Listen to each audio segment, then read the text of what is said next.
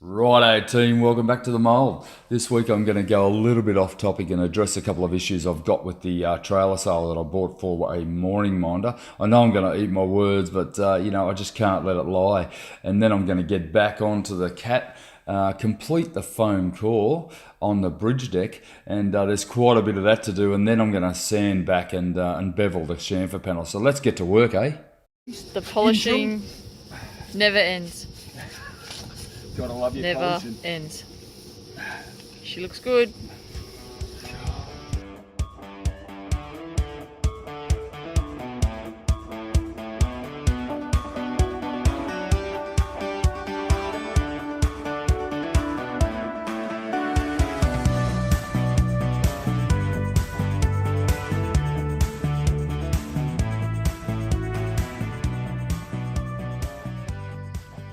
So I'm going to take you back a few months when I purchased this little trailer sail that just sit on our mooring.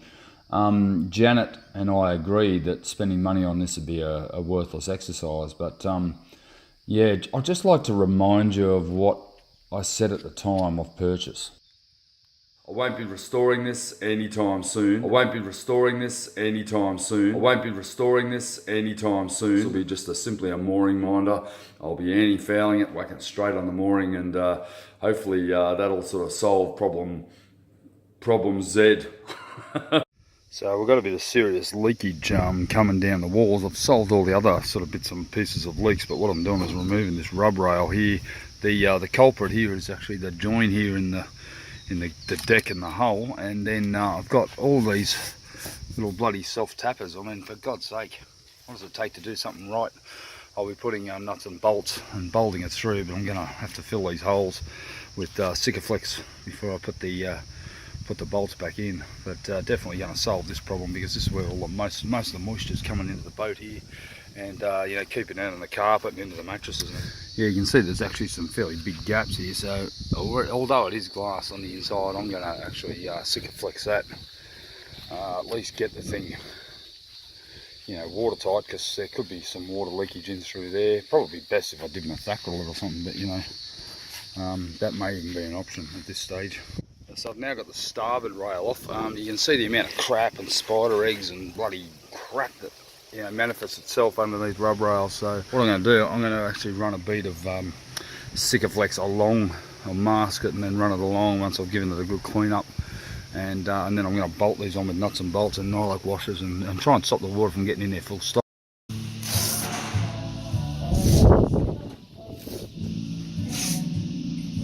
So I'm masking this just to avoid any sort of overspill of this methacrylate, because it won't be pretty. It's very hard to get off, particularly off old gel coat, so the key is to mask it so you can just tear it off. Masking tape is the boat builder's best friend.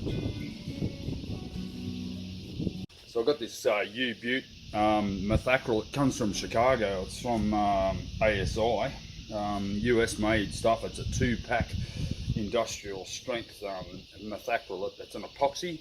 So it mixes up with this beautiful tip here. You've got to have a special applicator. I've got a Loctite gun that shoots this stuff, but mate, this stuff is the strongest glue you'll find anywhere in the world. I'm going to do it along the seam of this boat and just seal up any gaps, and hopefully that'll sort of put an end to all the leaks that I've been getting in through the side of it before I put her on the mooring. This is the applicator. You can buy a hand version of this, which I've also got. The hand one's a little bit easier to use, to be honest, if you haven't got a compressor. But Loctite make this thing. It only shoots one type of cartridge, but there's different ratios. This is a 1-to-1 ratio, 200 mils in each canister. You can buy a 10-to-1, and the nice thing about this is you can adjust it just by putting in this extra cradle. It'll actually adjust which catalyst we get. So the mixing tip is the key though. It really hasn't mixed until it gets to the end, so don't try and mix it by hand. You're probably not likely to get it, but yeah, this one's the 400 mil pneumatic applicator, and about $700 or $800 Australian. See here, we've got a nice sort of milky sort of a finish on what's coming out. That means it's catalysing. So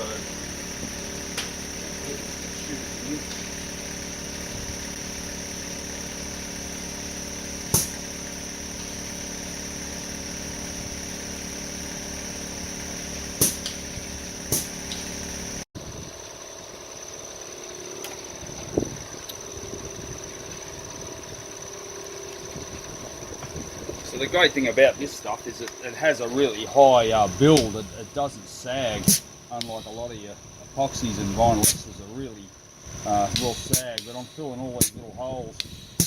I'm going to re-drill them all again. You've only got about 6 minutes working time with this stuff before it goes off, so you've got to work pretty quickly. The trick is to get that nib right in and fill these gaps, because this is actually a bond as well, and what I'm doing is backfilling right up to the glass join. For a tongue depressor.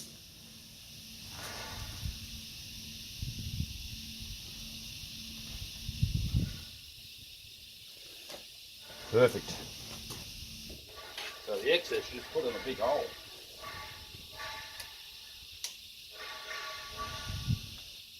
So this is what happens when you buy a production made boat. Look at the shit join here. I mean, honestly, it's not that hard to join a boat properly. This is the gunnel rail, or the rub rail on this yacht, this little trailer sail I've bought. I mean, I've taken the rail off and it's not even joined properly. It's got a seam on the inside, but there's water ingressing in there. It's leaking down the side of my boat. So this gun that I've got here is the business. It's basically filling the gaps. I'm just trying to do it one-handed while I explain here. So this basically mixes the 2-pack. You can see I'm able to penetrate right in there with this epoxy methacrylate, filling all the holes, going to re-drill, going to do it all properly, you know. But honestly, I'm so sick and tired of shit quality. Just not good enough. And that side's now done. Good thing is that all these holes, there's a hole here with they just drilled through and they missed the bloody little gunnel rail. Yet again, we've got you know, what happens is they just rush the job and whack a rail out, and buyer beware. Buyer beware, because you know, I've just repaired that entirely along there, and now it's full. There's no water ever getting into that slot ever again. So very important that you you know, get your surveys done, make sure that it gets checked properly by someone who's respectable and someone who knows what they're looking for. I'd be pulling rub rails off any boat before I buy it, because that's where one of the major causes of the ingress of water is, along here and around deck hatches. Just when I had enough things to polish, but I just can't live with the finish on it. It's heavily oxidised. It needs a bloody good polish. So sandpaper, wet and dry.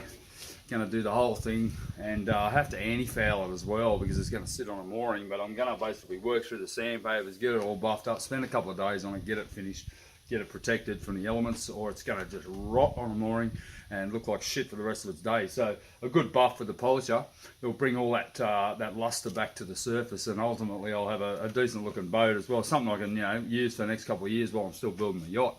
But you know, this is the key. If you can get down to the restoration side of it, then you always end up with a, you know, more satisfying experience at the end, I reckon. Keep it clean, keep it neat, keep it polished, and it'll serve you well out in the elements.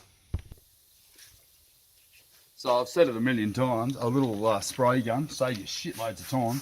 I mean, look how dirty this is, all this dirt and everything here, cleans right off with a light sand, you know, and then you get down to the point where you're ready to give it a good buff.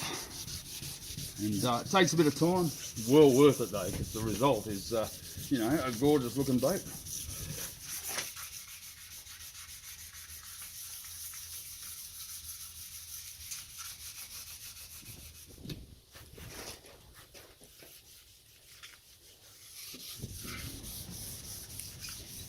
I think I enjoy this process more than actually sailing. It's very rewarding.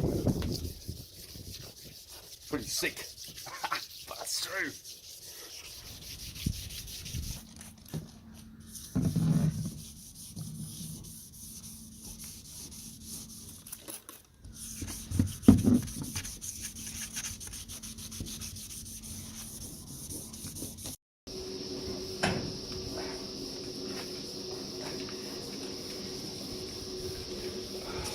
What you doing, Ross?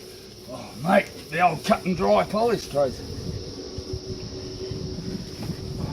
Least The polishing never ends. Gotta love your Never polishing. ends. She looks good. So you can see after a good day of hand sanding and wet and dry polish, you know, this has come up a bit of a treat, to be honest. It's very, very glossy, very clean, very well sealed as well. So now I've got a good result after pretty much bugger all effort, probably 6 hours work. I've solved the whole problem of the porous deck, and yeah, I've got a fair bit to go, but tomorrow I'll do the whole sides and get on to putting that rub rail back on, get it put on properly, you know, the way it should have been done in the first place. So nothing shits me more than product that's not built properly. So yeah, pretty happy with the old girl, and she's almost ready to start sanding the hull and get the anti-foul on to put on a mooring for the rest of her life. Right underneath this, and then we're going to hot coat these foam panels on. I've already done up on the bridge deck. You can see there, so probably another 9 sheets of this stuff. So these 3 will go down now, about 9 sheets of this on the deck, and we'll all be done. And then we'll just...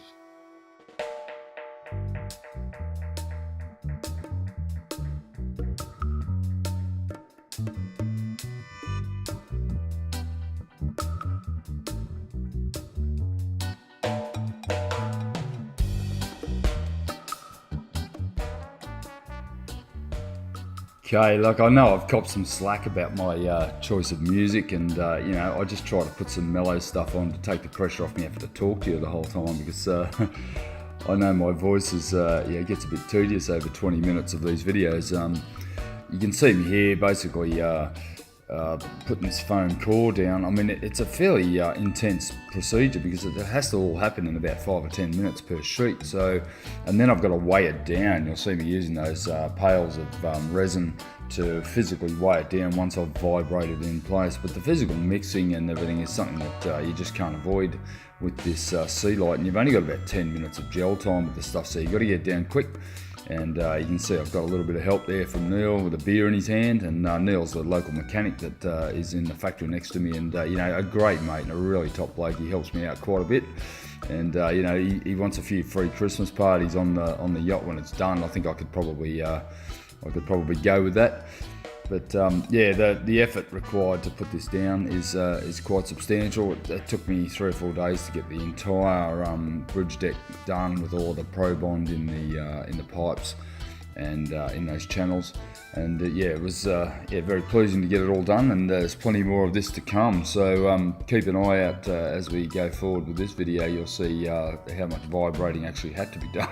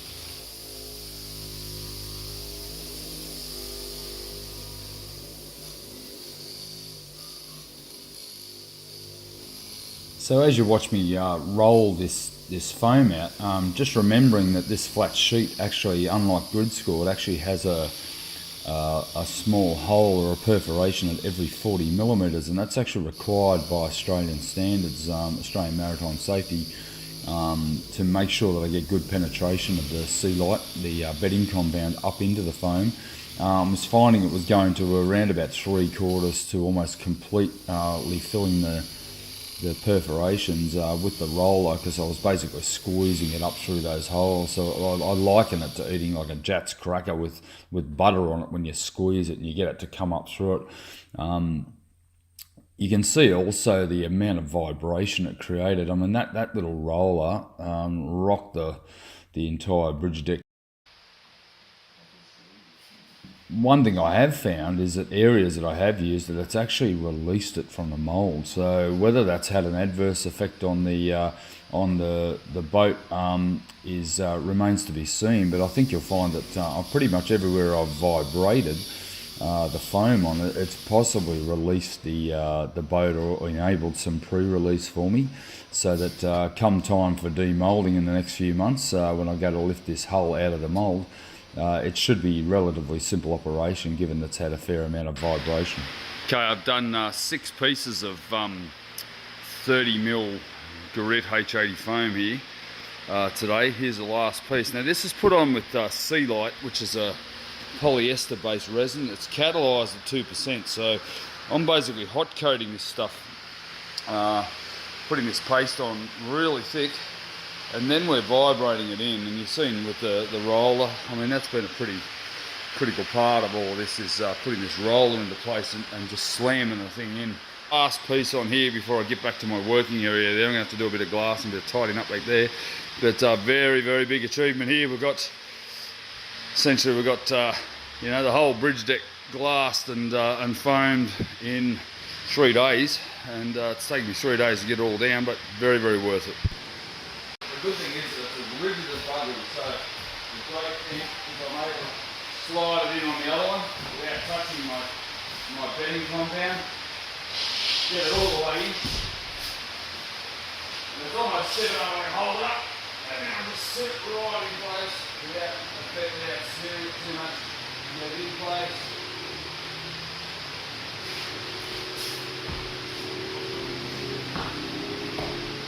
A bit of water, slide it in place and down. And that is down forever. So you can see here I've sort of overlapped the foam over the edge of this chamfer panel, so that I can get a good clean beveled edge on it. I've just glued that last bit up on the end there to make sure that I've got a good overlap, and then we're going to grind it, or I'm going to grind it back and get a nice sort of chamfered finish on it. Hopefully you'll see that in a moment. So what I did is I got a circular saw here, and I've cut it off as close as I could get it, and then I'm using this flap disc grinder up here in the distance here.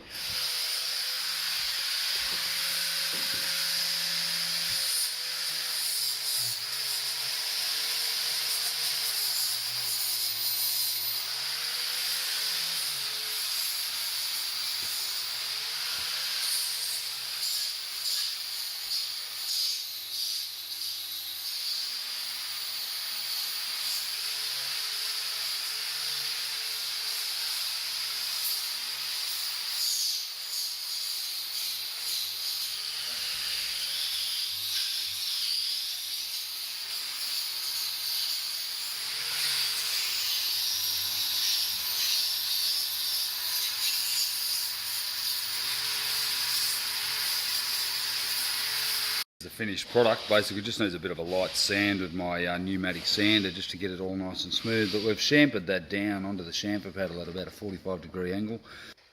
What we're going to do, we're going to bog it with the bedding compound, and then that's going to have a layer of 300 CSM over the top day after tomorrow to protect it. And then we'll put immediately another 600 layer of double bias, which is like a double angled weave, like a 45 and a 45 weave over the top of each other, and that'll give it a nice solid deck for us to be able to walk on, because I just don't want to damage this now that we've put all the effort into putting it down. We want it down and consolidate as quick as possible. So we're getting our nice smooth lines back into the boat now after having overhangs and everything, and we've got some nice clean edges and easy to glass, so very, very happy with that. Well, there we are, boys, and hopefully girls. that was another huge week. I mean, I'll just let you know, I'm actually in March 2018 here, and where I'm up to on the videos is around about October, November 2017, so a few months behind. And in the meantime, what's been going on is, everyone, I think you got the idea that I like a good project by now. The trailer sailor in the background here has had to have some fairly substantial work to be done on it. I've had heaps of time sailing on it over the summer. I've had a great time getting out and giving it a bash, and had a few incidences, and been out on some calm days, and been out some very wild days. So it's been a great little boat. But you'll notice here it's sitting on a trailer here, and I've got some anti-foul on it, and you normally wouldn't bother anti-fouling a trailer sailor because you can pull it out of the water, but the whole reason for buying this was to sit it on a mooring. It's a mooring minder. So anti-fouling a trailer sailor with a drop-down fin or drop-down keel is certainly a very complicated matter, because you've got to also anti-foul up in the box as well as the keel that drops down as well. So that was a bit of a trick. We worked out a way to get this back onto some pallets, and I'm thinking a whole video just on that, on the restoration, or even a couple, because I've spent probably a good month of work getting that to the point that I was happy with it, and also to the point where it was safe to sail in some pretty rough conditions, because we get a fair amount of wind here in Jervis Bay. There was also some great comments over the last couple of weeks. The last video just set everybody off. I mean, firstly with the internal modules, everyone got a little bit excited, and then secondly last week with the foam core, I got a lot of questions about the resin systems I'm using, why I'm not vac bagging this thing. I mean, the reality is I can't vac bag it. It's just too big a job to do on my own. As much as I'd love to infuse, love to vac bag, infusion's not even an option with this mould. It doesn't have substantial enough flanges, and vac bagging, quite frankly, I haven't got the working time. If I had a team of people here, no problem. I could do small sections, but not really necessary for the weight saving. I'm already cutting a ton out of this boat. No matter how much everyone says they want me to vac bag or they'd like to vac bag, really isn't a reality for me in this project. So the other thing that came up too is I'm technically recording this video series as a record for myself. I set it right at the outset when I started, and I'm getting a great following of people, and you're all commenting, and I'm loving the info that's coming back to me. But I'm using a telephone or a mobile phone or a cell phone, whatever you like to call it, to record this whole series. So I've got no technical SLRs or digital cameras filming this. It's basically a phone. If I don't look into the eyepiece, it doesn't mean I don't love you. It just means that I'm looking at the wrong section on my phone, and it's one of those distracting things. Very hard in selfie mode. You'll notice also that I've fixed the selfie mode. The thing is now not back to front. It is as you see it, which is quite a good thing for me, because for about 6 months I struggled with trying to work out how to turn the thing around, how to get that mirror image working. So I'm not a very technical guy when it comes to electronics, but I'm pretty good with this stuff. So so I reckon you could look forward to a little bit of that. I reckon I'll be looking forward to seeing the restoration of it, and I've got a whole lot of other things in the background as well that's going on. So if you like the video, like it, and if you don't watch it. Subscribe to the video, share it out to your mates, and I'll see you next time on Life on the Mould.